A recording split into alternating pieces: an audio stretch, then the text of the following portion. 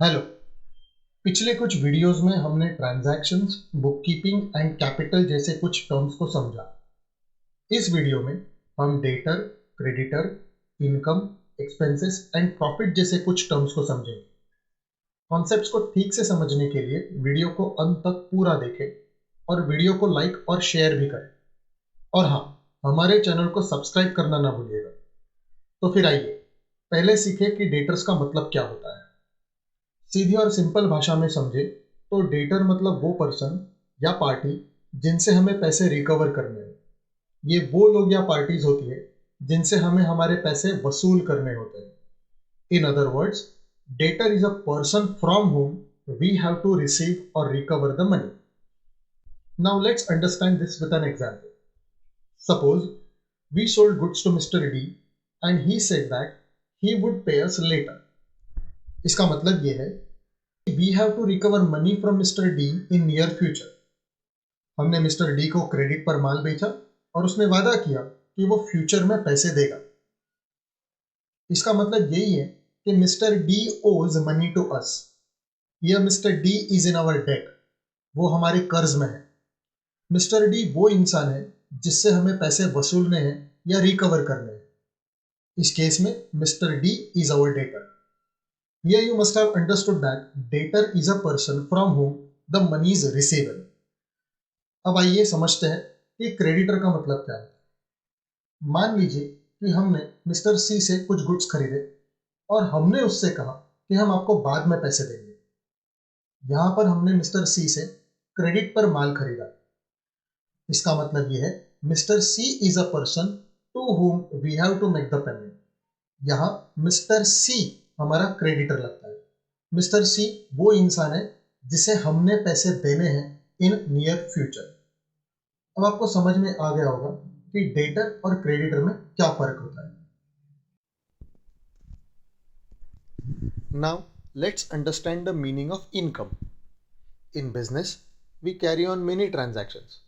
उनमें से कुछ ट्रांजैक्शंस ऐसे होते हैं जिनसे हमारा बिजनेस पैसे कमाता है, जैसे कि किसी को सर्विस प्रोवाइड करना, कस्टमर्स को माल बेचना, etcetera. Some transactions like selling goods to our customers or providing services to others generates revenue for the business.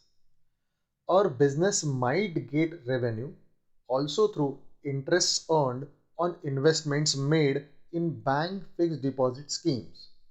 Therefore, income means a revenue arising as a result of business transactions.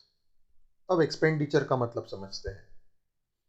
सीधी भाषा में समझे तो business में जो तरह तरह के खर्चे किए जाते हैं, जैसे कि प्रॉपर्टीज और गुड्स खरीदना, उनकी खरीद पर गवर्नमेंट को ड्यूटीज पे करना, वर्कर्स एंड स्टाफ मेंबर्स को सैलरी देना, ऑफिस प्रीमाइसेस एंड शोरूम्स का रेंट पे करना, सेल्स एजेंट्स को कमीशन पे करना, गुड्स के एडवर्टीजमेंट करने के लिए मीडिया को पेमेंट करना, एक्सेट्रा, जो जो खर्चे किए जाते हैं उन्हें एक्सपेंडिचर कहा जाता है। इन एक्सपेंसेस के बदले में बिजनेस को कई बेनिफिट्स और कंसिडरेशंस मिलते हैं, जैसे कि वर्कर्स एंड स्टाफ को सैलरी देने के बदले हमें उनकी सर्विस मिलती है। In brief, an amount spent by the business for any consideration received by the business is called as expenditure. Now let's understand the meaning of profit. Suppose आपने किसी पीरियड में 30,000 रुपीज में गुड्स खरीदे और उन्हें shop तक लाने के लिए 10,000 रुपीज खर्च किए। उसके साथ साथ आपने उन्हें बेचने के लिए एडवर्टीजमेंट एक्सेट्रा पर भी 5,000 रुपीज स्पेंड किए। तो total expenses of the period comes to rupees 45,000, that is rupees 30,000 as purchase price of goods plus rupees 10,000 towards carriage expenses plus rupees 5,000 for advertising and selling expenses.